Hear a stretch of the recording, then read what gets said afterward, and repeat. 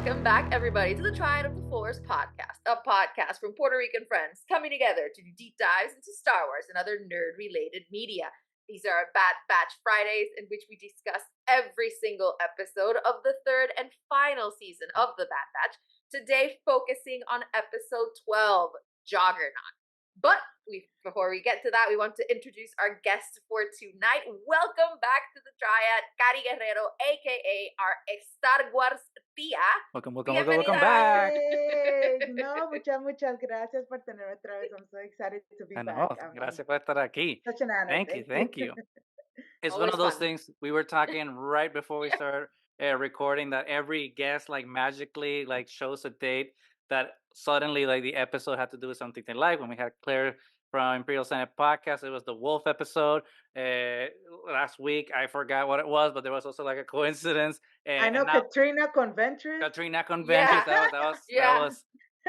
was somewhat planned, but yes, we were hedging. It was bets. still a guest game. It was a about guest game, and thankfully it worked out. Was gonna show up. Pero contigo's even more special because this week is it's been 1 year since Star Wars Celebration Europe in London.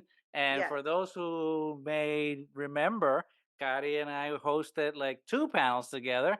We had like our Trial of the Force panel at the Hallnet stage, and then afterwards we had our the importance of Latinx representation in Star Wars with a lot of other really cool friends. So it's been already a year from that. Holy crap! That's crazy. It's a lot. I remember it was just like we were just starting to pack, the las maletas and everything, and I'm like, I want to go back. I mean, hopefully Japan next year. But Exactly. That's what we were talking about. So you're planning on going to Tokyo? I'm definitely trying to. I'm gonna buy the tickets because it's just good just in case. there. Yeah. Just in case. So definitely that's something that I'm gonna be planning now. Yeah. And they're reasonably priced, I think, like based on like previous year.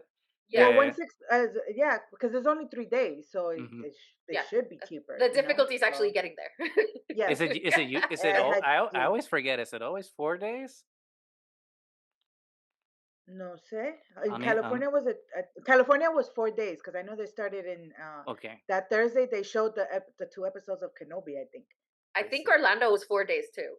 I think Chicago was 5 days actually. I think there was one that was 5 days. So whatever, I don't know. So maybe because it's such like a faraway place. Offset the cost so that people can get there, be motivated. I mean, that's gonna be good. It's gonna be good. I always wanted to go to Japan. Oh, for sure. In Japan, there's gonna be insane cosplaying for sure. And not just. I mean, our celebration is cool and all. But I've also heard haven't gone to theme parks in years. But allegedly Japan has some of the best Disney theme parks out of all the theme parks in the world. The Disney Sea or something, I think it's called, supposed to be the best one. So. And then they have the Mario World, I think, Super Mario World. Nintendo World. Hello, Nintendo. Claro. Plus the food, plus the architecture, plus the culture, like the much. Culture, the history. So it's gonna be great. So Star Wars Celebration Tokyo 2025. Maybe incoming. Hopefully, we can afford it. Llegamos los latinos a Japón. Let's go. Vamos. Teach them how to dance salsa. Okay. Yes. But anyway, that's a year away. So before we get to Star Wars Celebration, we have to get through a lot of more Star Wars content. We still have working backwards. We still have a Skeleton Crew. Before that, we have the Acolyte. We have the Acolyte, which was so exciting. Tales of the Empire, but now it's the Bad Batch, the final season of the Bad Batch, and we've had such a incredible journey talking to so many amazing friends, and now really blessed to talk to you about it. Today's episode, Juggernaut, which I think might be a little spicy conversation. So before we get into it, Kari, tell us, how have you felt about Bad Batch season 3 so far, and what did you think of Juggernaut? Listen, season 3 has been, I think, probably the most intense season so far. Even though I thought season 2 was a little bit crazy because everything started heating up, but this season there's the stakes are so high. with everything going on with the Empire and everything. And it's been a crazy ride for sure. One thing I want to share, I have seen all the episodes up until the last one. No spoilers. No spoilers. No spoilers. No See. So I'm telling you, it's intense. And then Juggernaut was a complete surprise. I never thought that I was gonna see freaking, I don't know if I can curse, but it's such an asshole Rampart again. Oh yeah. I was like, I wanted to punch him my son as I saw him, but pero the beard though, I don't know, there's something. And no, we'll get that to later. We'll get that. Pero this episode was again very very. I love that it was so action packed. The last two episodes were more a little bit more a lot of storytelling, a lot of telling us what's going on at Tantus and everything, and then this one just came back to all the action, and just seeing them planning out all this stuff, like having to come up with plan A, B, C out of nowhere because everything just went wrong. Oh my God, I was la tensión, my blood pressure with that last episode with Crosshair missing the put the tracker. I was like, what are they gonna do right now? And then Juggernaut comes. I'm like, oh wow, that was pretty impressive. That was very smart. That was very smart that they were able to come up with a plan like that. So it was really cool. Yeah. Nani, what did you think? How did Juggernaut impact you? Well, I'm gonna be honest. It's not been my favorite. I do tend to like the most subdued episodes just because I feel like you get so much more storytelling out of it, even though one of the good things out of Star Wars is the action parts as well. My problem with this one a little bit is what we've talked about before, especially with, sometimes like season 1 episodes where it'd be like, oh, you have to get to the person that will have the information that you need so you can get to the next step. And then you get that person and they actually don't know it. They're just like an intermediary to the next step. And then sometimes when done correctly, because I was a little upset about it when they did it in the Fennec Shand episode as well. But since it's Fennec, you kind of forgive it because she's just so awesome. But in this one, since it was Rampart, it was like, meh. Right. I don't care about Rampart. I mean, out of all these people that we've been talking about that they've been bringing back this season, it's like, why are you bringing back Rampart? I mean, just this like kind of the worst, like just unimportant villain in some sense because he was so vanilla to me that when they first mentioned his name, I was like, I recognize that name, but it kind of went over my head because I like forgotten about it. Yeah, he was definitely a mediocre white man energy. Yeah, so it was like, you could have used, like a better character to move the story forward, I feel like, and I feel like I would have been more invested in the whole helping him escape and everything. Not to say that there weren't like still awesome moments in the episode that we'll get to as we always do, and that the action was amazing because Bad Batch keeps getting better and better, and I always appreciate an Indiana Jones callback because it really was very Last Crusade with Tank and the everything, and obviously, like you were saying, my blood pressure when we almost lost Wrecker there for a moment. I was like, if we lose Wrecker, I'm done. And so because at this point we really don't know who's gonna make it, who's not gonna make it. So yeah, it's when one of the Bad Batchers' lives is on the line, it's not okay for my heart. So and obviously there were some really, really cool scenes with Omega that we'll get to talk to about how her self-sacrifice and now really getting to understand what's happening in Tantus because it was this place of horror originally, but now it's like more dimensions of just absolute horror when you add the whole vault with the kids. It's insane. So still a lot to unpack because the Bad Batch relatively short, but so much in every episode. What about you, Goose? What did you think? Okay, one of the reasons I'm very happy to have you, Kari, here is that you can illuminate us with positivity and a perspective that otherwise I might not have about this episode. And maybe it's because I've just been in a bad mood all week, but the episode didn't really, hit me as much. I will say that just having like watching it with my brain turned off, obviously it's really enjoyable. And it's a fun episode, and I'm not claiming that it's that it's bad by any means Mm-hmm. whatsoever. I don't want to use the F word with Mm-hmm. that some fans like to throw around when an episode doesn't do what they want it to They do, want. because Mm-hmm. I'm sure that the episode, and don't blink if I'm right, since you've seen the other episodes, that in the next couple of episodes there's gonna be payoff to what happened in this one, and we're gonna be like, oh, okay, this is why this makes sense, and blah blah blah blah, because Yes. the writers of Bad Batch Are prove that very purposeful. they Yep. know that Mm-hmm. they know what they're doing. They Yeah. proved it to us Mhm. a Mhm. million times, and it's gonna be a million times and one this time. But I don't know. For me, the episode didn't land because, like you were saying at first, Nani, we've had such a dark season so far, and so many slow, poignant episodes, and like the last two that were such a double Gut whammy punch. of like character growth Mhm. Yep. and character study, and then the obliteration of everything that we know was good in the world. I understand that you needed this episode to kind of be a palate cleanser and be okay. Let's just have like a fun romp to kind of Yeah. reset everything and reset the board so that we can you know go into the end game. But I don't know. It felt short to me because I feel the problem that the season has been having as a whole. And it's a nitpick, but I feel like it's just spinning its wheels a little bit.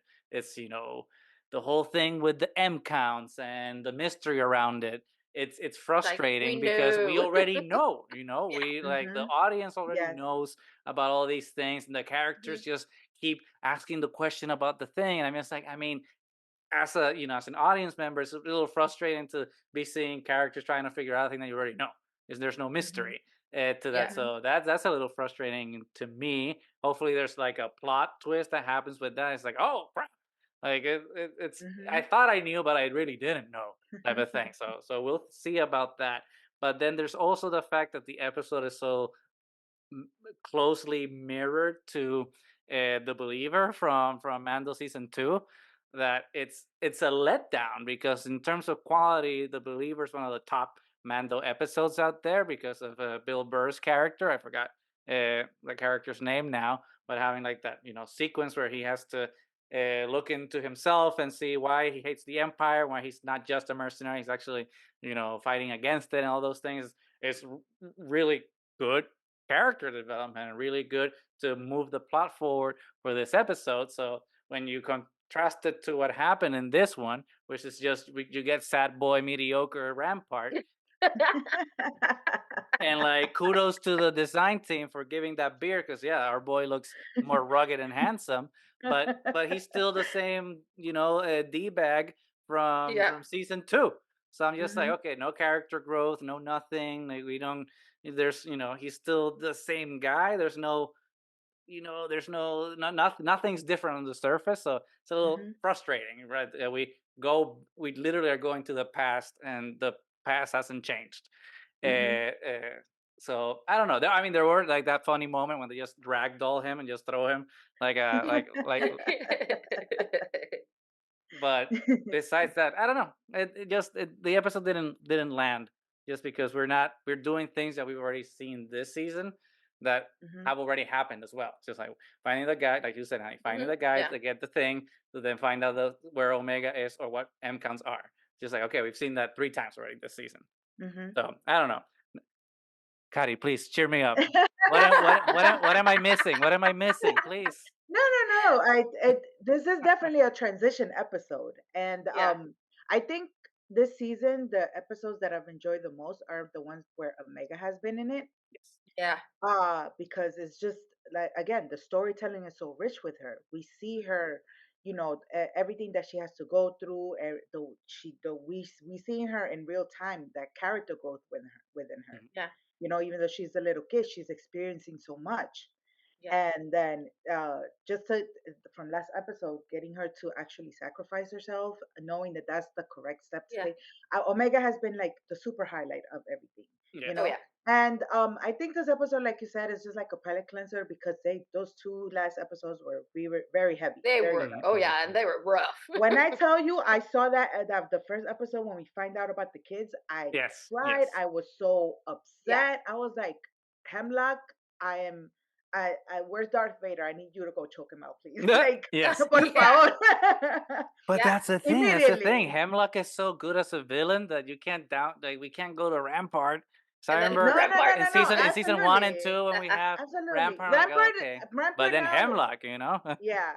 Rampart, I think now is like the class clown. He's just like, the jester. He's just there. He always was. He always was. But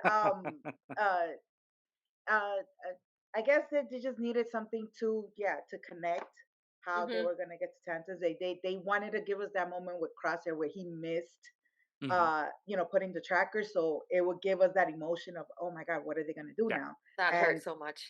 I was like devastating. It was like right there, But I think one of the things that I did enjoy about the episode was the fact that now we see Hunt, because I one of my the one Bad Batcher that I haven't really been enjoying from a long time is Hunter, because we would agree. I don't see him any, like every other Batcher has had a character growth.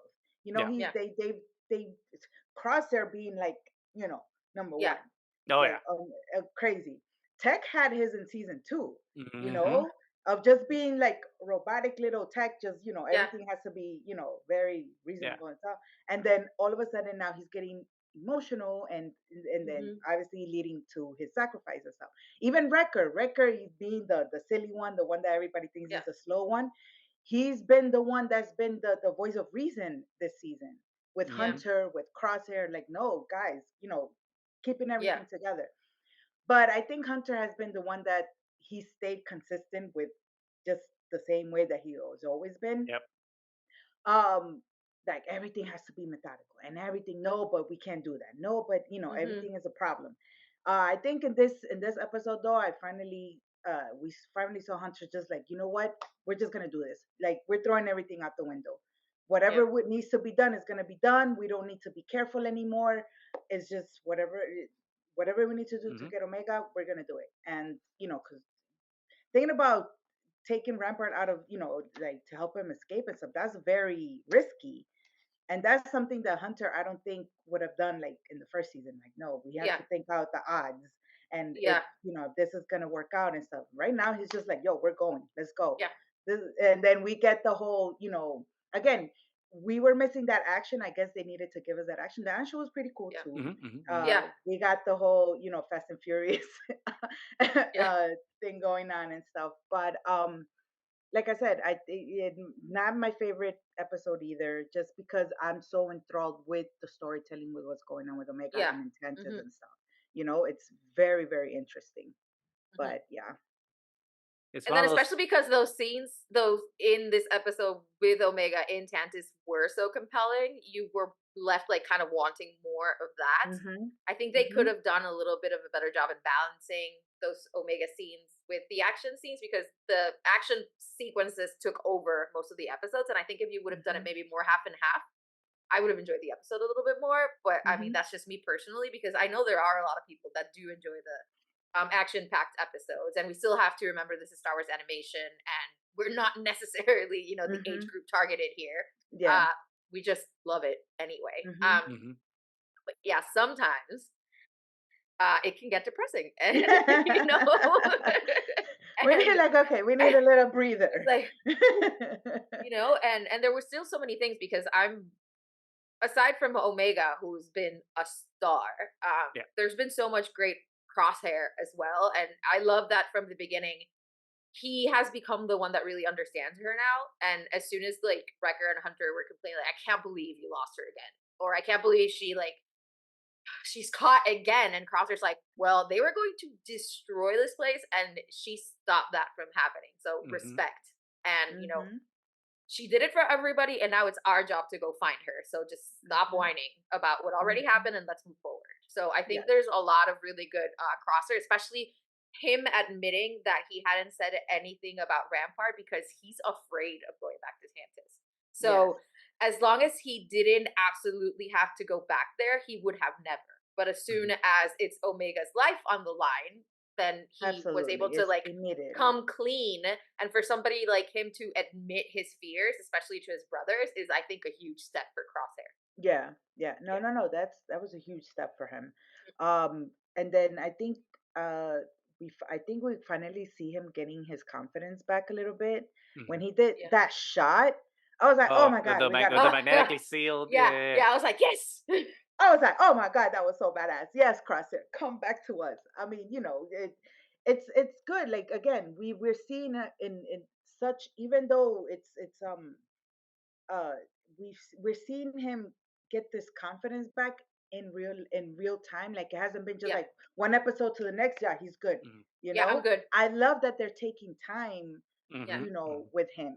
And we're getting to see, because we've seen it since the second season, when he starts doubting, when he starts questioning, and stuff. And then especially with that episode last season with Mayday.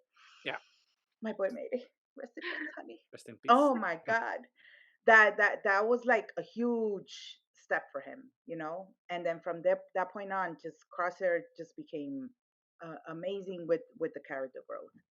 Yeah, and that's one thing that I think I mean, maybe this is just like a selfish thing that I want from Crosshair, because we've seen all the other Batchers change their armor throughout the season, from like how they had it in season 1, and they put like the orange and the teal, and like they have kept customizing their armor to be, like 3 clones from the Empire and the Republic.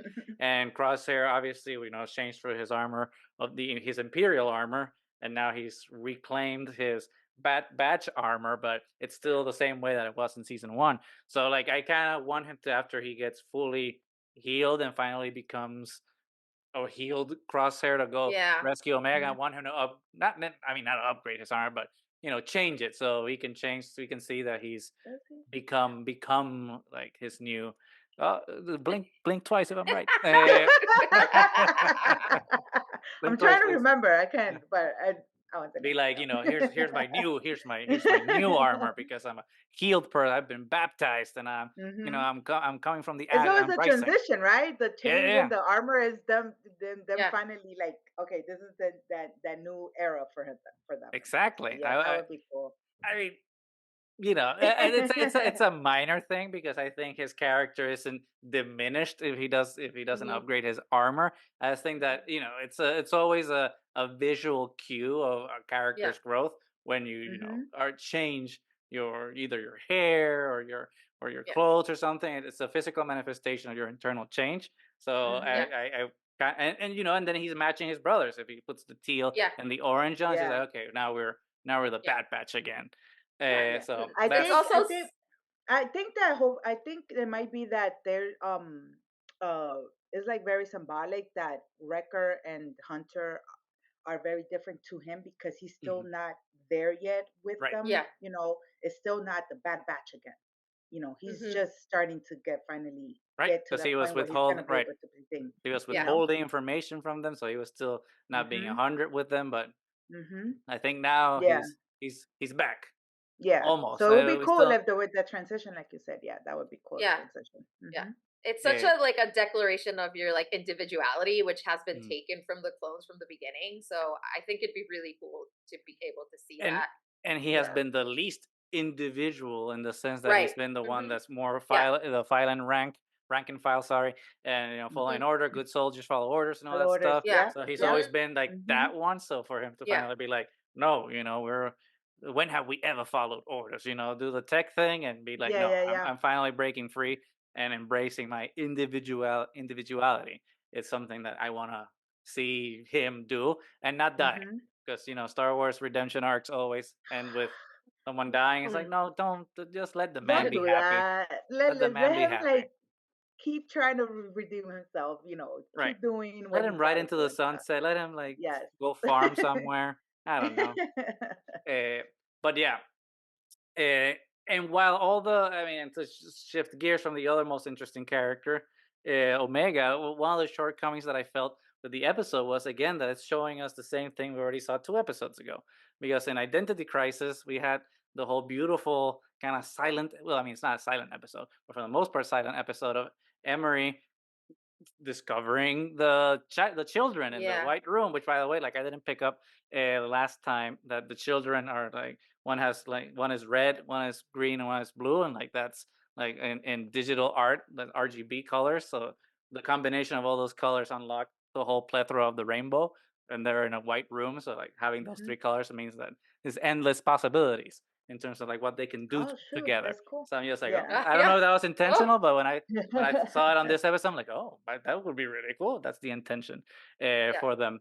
But yeah, when Emery like is dealing with them, it's a lot more poignant because it takes its time to see like the darkness of the situation that they're in. But when Omega sees them again, like we're supposed to feel the same thing, but we already felt it. So it's just like it's we're repeating those beats to a lesser satisfaction in my mind. I don't know. It's I just hope that the next 3 episodes are just like bam, bam, bam. It's just like nonstop. So it's the end game now. It's it's a Doctor Strange. Doctor Strange said so. So we'll see. I hope Rampart dies. I hope he gets shot in the face, giving them what they need. We don't care about him having a redemption arc. In the first 2 minutes of next episode, she's like, "Oh, here's what you need." Bam, shot in the head. Bye. Not gonna miss you. That's what I hope. I mean, I don't want to be glib about it. But, no, he can go. Even though he could die looking very good with his beard. I mean, you can bad guys can be handsome too. It's like it's fine, but they still gotta go. He's a boring bad guy, Yeah, he is.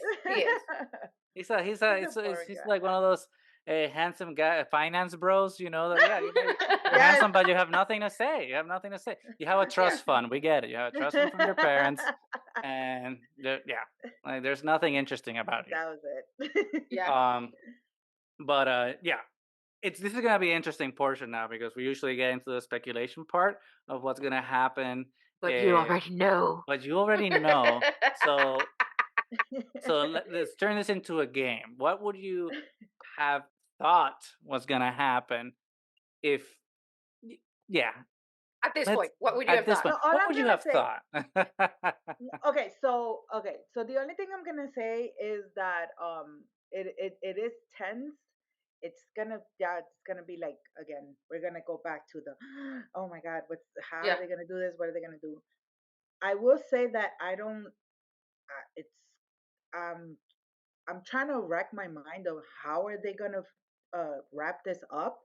Because again, the only episode that I haven't seen is the final one. The last one, yeah. But with everything else that I've seen already, it's just like, especially as a 30-minute, episode. I don't know. Do we know that the final episode is 30 minutes? Or? Oh no, I don't know. I'm assuming, Because I would hope that the last episode's like an hour. It should be. Especially since it's 15, the other seasons have been longer, right? I think 16. Yeah, the other one. Yeah, I think they were 16. So maybe this is why this is 15 because this is gonna be a super episode. 16. I really hope it is. I'm really hoping it is because they need it to be long because of how the other episodes, what's happening in the other 2 episodes. Because it's a series finale, not a season finale. So you have to exactly wrap everything up. Yeah, and I really hope they don't, because if they wrap that up super quick, or just if they wrap it up in a certain way, I'm thinking, are they planning to do another show? Right, serves as a continuation or something. A spin-off in another certain way, because again, I don't want to say too much but once you watch it, you understand why I'm saying this. Once you watch it, you understand why I'm saying this. It is exciting. Again, I will say Omega again, super performance. Just perfect. She's so freaking smart and but yeah, I am excited though, because it's a lot. It's very emotional. That's for sure. it's gonna be and you've very gotten so emotional. close to the end, and now you have to wait. I know.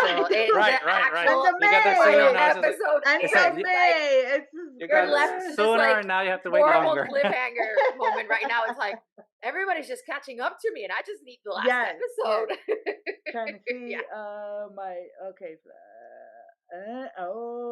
okay. Yeah, no, it gets spicy. It definitely gets spicy. Like it gets, it's good because now we're just the planning and the escape and all that stuff. So it's now we're getting into like the nitty gritty with it, and very with excited. Omega and stuff. So but excited. Again, the only thing is that I don't know how they're going to resolve. Yeah, because like, you go in with the M lot. count, the whole thing with the M count, and what it is, with Palpatine and all that going on. I don't know how they're going to resolve, and I really hope it's a long episode so they could actually. Yeah.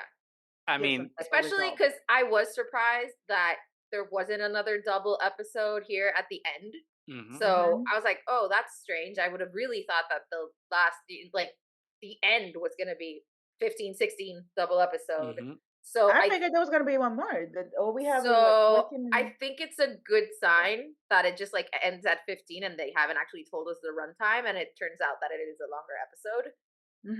So here's hoping. But you were going to say something, Gus. Sorry, I interrupted you. I forgot. I don't know. I'm sorry.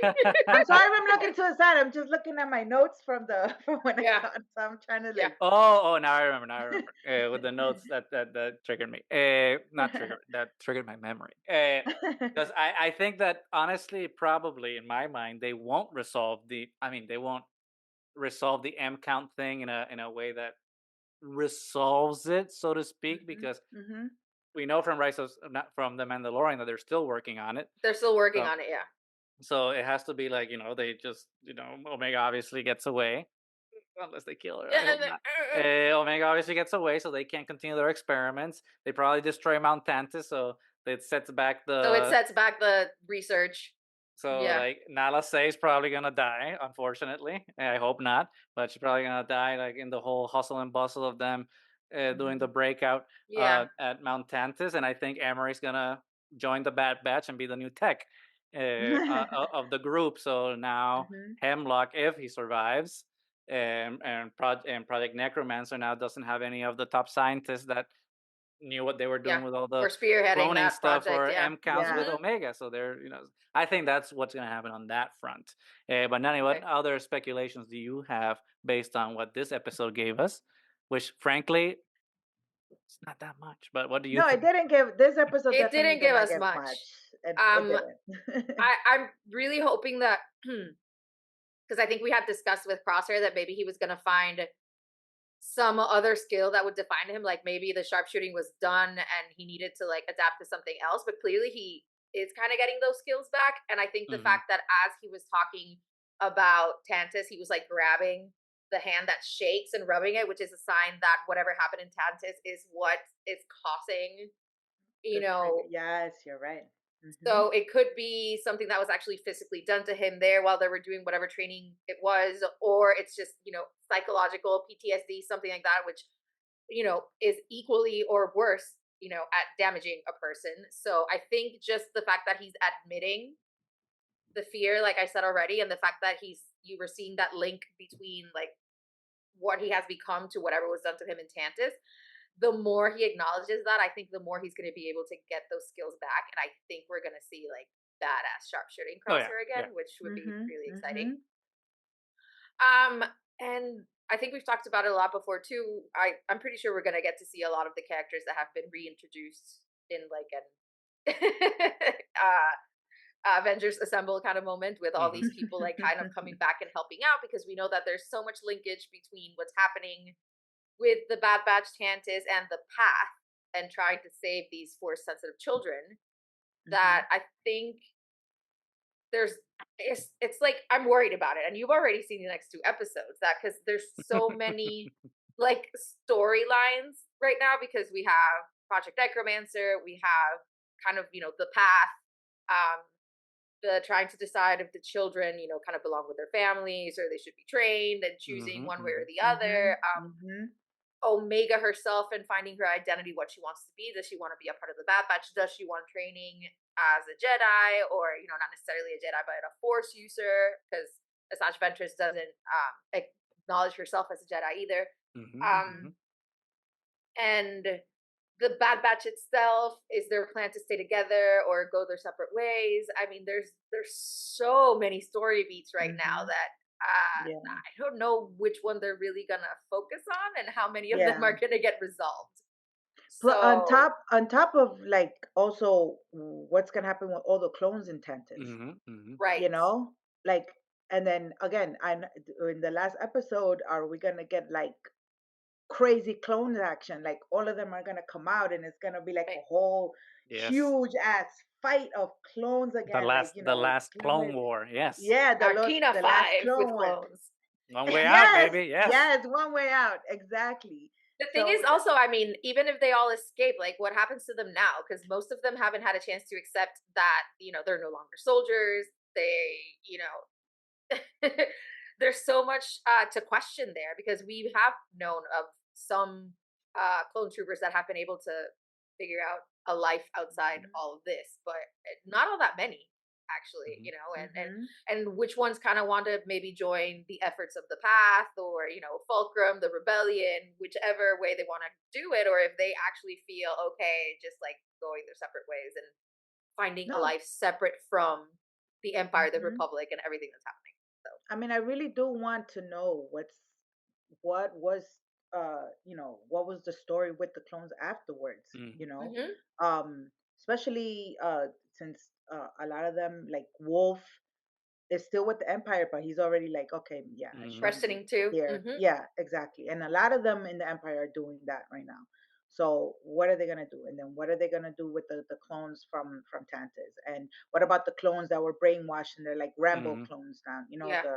The little super clones. I don't think it's a coincidence that we today, I don't know if it was a leak or an official announcement, that we're getting that book, Secrets of the Clone Troopers, or whatever the hell it's called. Which I'm just like, it can't be a coincidence that now they're coming out with a book exploring everything about clone troopers when we're kind of wrapping up everything about clone troopers and the Bad Batch. So I would hope, I mean, I don't like to go to the casino because I don't like to bet and lose money. But in this case, I would be very, very confident about betting on the clone trooper rebellion in Mount Tantus, and then taking over the facility and escaping. And I hope that most of them demonstrated time and time again that the clone troopers are way superior to the stormtroopers. Well, and it's the thing. It's the thing that if they're in Tantus, unless they're the clone commandos, it's because they're they're in jail because their programming has worn out. So they're rebelling against them. That's why they're there. I assume that they're all ready to go.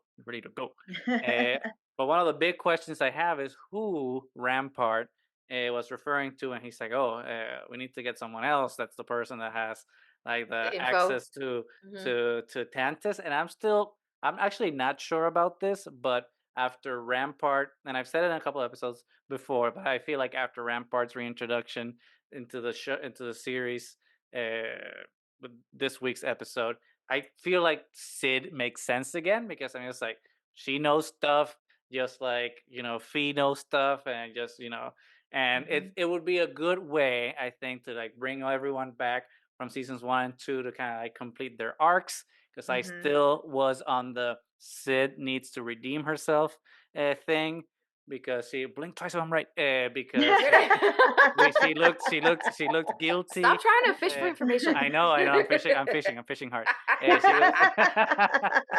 She was it looked like she was guilty when she sold them out. So I feel like it's really weird to have like a main secondary character do that and then not address it at all. So I feel like this is a good opportunity to have her come back and be like, oh, redemption time, boys, and then just here's what you need to go save Omega. But who knows? At first, I always was thinking that in our Avengers Assembled moment in the last episode, Ventress was going to return, but actually, I don't think that's going to happen anymore. I think that Ventress. That's all we got for us. I feel that that's a backdoor pilot, just like Ahsoka was in Mandalorian in season 2, and they're just going to spin off some show for Ventress, and the finale, which I would be okay with, by the way. Which I would be okay 100%. Well, no, everything Ventress, please. Of course. It's Ventress with the path, and then she runs into Obi-Wan. It's Quinlan Voss. It's Cal Kestis from the video games. I'm all in. I'm all in on that idea. So I think the finale is just gonna be clones. It's only clones. Yeah, I think I will say that you know, again, based with the other episodes, it's a very self-contained story. Very self-contained. It is. That's why I'm very like. How are they gonna wrap this up? That last episode, yeah, because it's very self-contained. So in that last episode, is either gonna be like, holy shit, wow, they really brought all these people back, or it's just gonna be like, okay, so where do we go from now? Yeah. And which I have a feeling that they're probably gonna give us more animated shows. Which they absolutely should, because they should. They're gorgeous. Lucasfilm has proven that they dominate. Yes. And I think they will. They have to. They absolutely, because we still have a long way from that point to the Mandalorian. There's a lot of story there that, you know, that has to, things that have to be solved or told, you know. But I would hope, I mean, I love Clone Wars animation style, always have. I know Nani used to not like it. The boxing. I love it, but I feel like at this point we're ready to like have all, because that's, I think, what I really liked about a couple of years ago when it was Rebels, then we had Resistance, and they were like different animation styles. So I feel like right now they're just leaning really heavy on Clone Wars, which again, I love, but I'm also like, hey, that's how they're doing it, because that's how they're doing it for Tales. Exactly. So I'm just like, hey, maybe we can try a new animation style for a new era of storytelling. Not that we can't go back and do Clone Wars style, because we love it, but they gave us Visions, and Visions gave us all these different animation styles, and we loved it. So of course, I mean, Star Wars can play with so much right now. There's so much you can do. Yeah, there's so much you can do with animation, and I think Star Wars has been really shining in animation. So I just give me more. I love me some cartoons. Something I saw on Twitter a couple of days ago. Our friend from the channel, Trey Mitchell, he made a post on Twitter saying like, "Oh, it's time for Star Wars to do another feature-length animated film and release it theatrically." And I agree. It's like Star Wars animation has been so good lately that, especially now that we are like in this renaissance in film with animated films, with like, you know, Spider-Verse and Pinocchio and like all these animated film. Well, Pinocchio is like stop motion, but whatever, you know what I mean. That have to great acclaim, that I feel like it's time for Star Wars to come back and be like, hey, we have something to say too. Do you think maybe it would be in a movie form that they'll give us, you know, anything else after Bad Batch? I would not be opposed to an animated movie. Like you brought up, as it started with a feature film, and then you kind of end the story of the clones with a animated film. That would be wild if the ending of the Bad Batch, not necessarily a cliffhanger, but opens the door on something, and then it just very, very Marvel. It ends with the Bad Batch will return in cinemas 2025. It's like, I think that would be great, because we still have such a long way until the next movie. I think. Wait. The Mando and Grogu movie is 2025. 2025. That's the next movie. So if they gave us an animated movie, at least animated, I like think in September or something. Yes. That would be so cool. That'll be insane. I mean, I wouldn't put it past them, considering how crazy the last 2 weeks have been with announcements. Yo, dude, they're just like dropping stuff out of nowhere. Because nobody heard of Tales of the Empire. Right. Nobody even knew that anything was going to drop. Here's this show. Here's this book. Here's the Acolyte. Here's everything. Well, even the trailer for the Acolyte. There's all these things that we were expecting to be announced on May the 4th that they've already announced. So what are they actually dropping? Aside from, obviously, we're getting the original films. But there's gonna have to be something huge on May the 4th that they're gonna have to announce. Because it's the last episode of the Bad Batch. Yeah. So they gave us something like, remember, like in Mando season 1, when they're like, "Oh, Book of Boba Fett." What? Like that would be freaking amazing. May 4th is gonna. It's gonna be insane. I think it's gonna blow our minds this year. I already have my tickets to go see episode 1. Oh yeah, so I'm very excited, because obviously, I mean, 1, I love episode 1, and 2, it has the preview for the Acolyte. So I'm ready I'm for not that. gonna watch it. I'm gonna walk out of the theater. I don't want to see it because I want to go into the acolyte just like. See, you're like me. I don't like watching trailers usually, and I don't like any of that. But I'm kind of forced because we talk about all these things here. No pun intended. But yeah, I'm really looking forward to it because we talked about it. I know we've talked about the trailer already, but it's very much like what happened with Andor. They're doing with the Acolyte. That's like they're showing us the potential without giving pretty much any of the story away. So we're getting kind of the overtones of what it's going to be like, but we have no idea where the story's going. So I'm very, very much looking forward to it. Yeah. No, ever since I saw the trailer at Celebration, it's blew my mind. I mean, ever since they announced it, I'm just like, this seems like the most exciting thing. Yeah. And then we saw the trailer, and I was like, oh my god. Yes. Well, first they released like the cast, and then yeah. So as soon as they released, I was like, wow. I was like, this is one of the most sexiest casts Star Wars has ever had. Oh my god. Thank God Star Wars is dead, right? Thank God it's dead. Oh, right. Because if this is dead Star Wars, kill me too. Kill me. So I can be dead with it. Zombies, let's go. See. But it's one of these things. I thought this episode was gonna be very, very short because we wouldn't have like that much to talk about with Juggernaut, but as always, you come through with us with positivity and energy and make us like see things we haven't seen and shift our perspective and then like speculate a little bit about the future, not just the Bad Batch, but of Star Wars. So it's definitely been a really, really fun time as always. Not your first time here and absolutely not the last time. But before we sign off, Kari, why don't you tell everyone like what you're up to, where people can find you on social media, all those good things. Yeah, sure. Guys, I'm very active on Twitter and TikTok at EstarGuarsTía, same name that I have right here, and on Instagram as well. I post there sometimes, and I post a lot of Star Wars, but also any nerdy and old pop culture kind of content, Marvel, DC, anything that's like shows or movies that are coming out right now. I'll talk about everything. So yeah. Beautiful. And as always, we'll leave links so that people can find you down in the description below. So make sure to follow Kari, a.k.a. StarGuarsTía, one of the best people out there and the Star Wars fandom. And that not just because we shared a stage together on Star Wars Celebration. Of course. Because generally one of the brightest forces of good out in fandom. So make sure to follow her. Well, we love having you always over Star Wars Tia.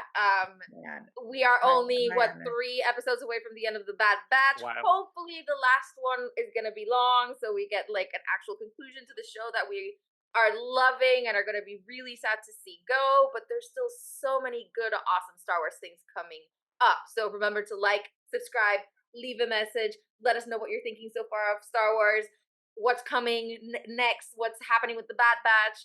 And thank you so much again, EstarGuarsTía, for joining us. Thank you. It's always so fun to have you. Claro que we're going to have you over todas las veces. And until next time. Disponible, yes. Claro. May the force be with you.